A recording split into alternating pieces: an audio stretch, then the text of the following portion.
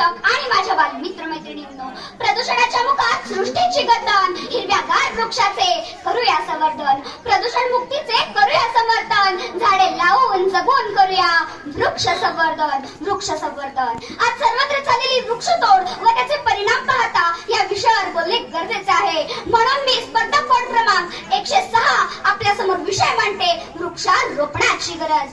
वृक्षवल्ली यमा सोयरे वनचरे, पक्षी ही सुस्वरे आळविती. किती सुंदर आणि गोड आहेत ना या काव्यपंक्ती. या ओळीतून संत तुकाराम महाराजांनी वृक्षांचे महत्व आपल्याला पटवून दिले होते.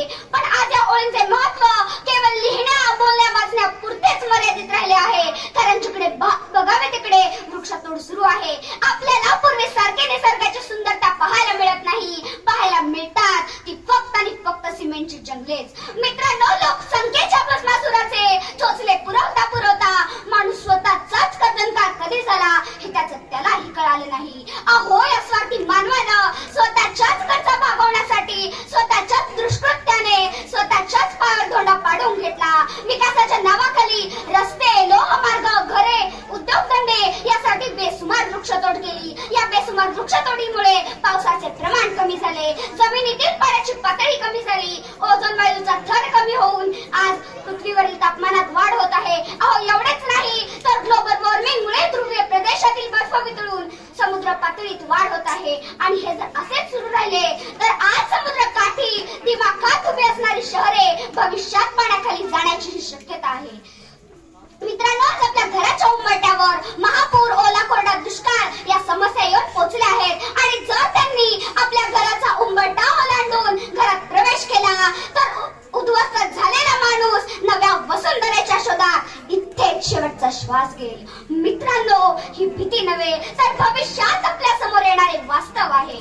मित्रांनो, जे झाड मुळापासून शेंड्यापर्यंत एखाद्या कल्पवृक्षाप्रमाणे कामी येतात, कुठल्याही प्रकारचा एकही पैसा न घेता लाखो रुपयांचा ऑक्सिजन पुरवतात. आज एका माणसाला एका दिवसासाठी 3 ऑक्सिजनचे सिलेंडर भरतील इतक्या ऑक्सिजनची गरज असते. आणि एका सिलेंडरची किंमत असेल जवळपास 800 रुपये. म्हणजे एक माणूस एका दिवसासाठी 2400 रुपयापर्यंत ऑक्सिजनचे श्वसन करत असतो. पण हाच ऑक्सिजन आपल्याला मोफत मिळतो तो या वृक्षापासूनच ना. तरीही आपण त्याच्या मुळावर घाव घालतो.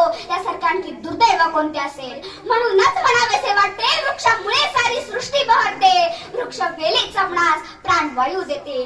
तरी पहा माणूस किती वेळा सर्गाच वागतो.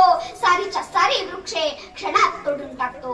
मित्रांनो, जे झाड बालपणीच्या पांगुळ गाड्यापासून आराम खुर्चीपर्यंत, म्हातारपणाच्या काठीपासून ते स्मशानात जाईपर्यंत आपल्याला लाकूड पुरवत असते.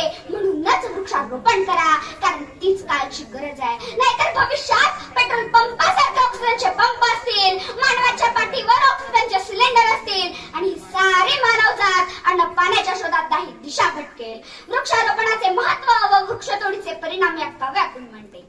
सावलीसाठी झाड नाही, पाण्यासाठी आड नाही, नाही अंबारी पक्ष्यांचा थवा, करपून गेला अंकुर उगवण्यापूर्वीच नवा. उजाड झाल्या वस्त्या, उजाड झाली राने, घुमत नाही पारवा, नाही कोकिळेचे गाणे. जंगले तुटली, नद्या आटल्या, चोच भऱ्या चिमण्या भुकेने दाटल्या. सूर्यही आज बेफामा भोगतोय, हिमालयही आता खाली खाली झुकतोय.